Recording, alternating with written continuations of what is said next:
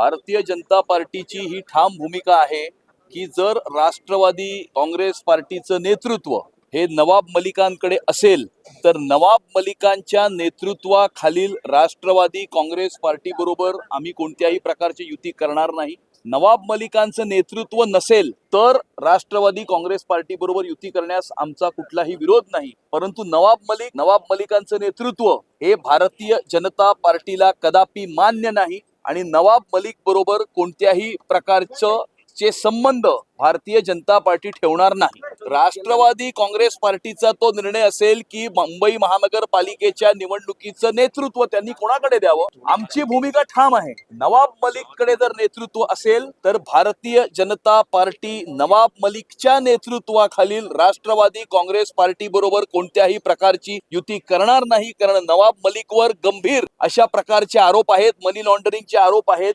दाऊदशी संबंधाचे आरोप आहेत, राष्ट्रविरोधी देशविघातक शक्तींशी सलोख्याचे संबंध असलेल्या व्यक्तीबरोबर भारतीय जनता पार्टी कोणत्याही प्रकारचे काहीही संबंध ठेवणार नाही।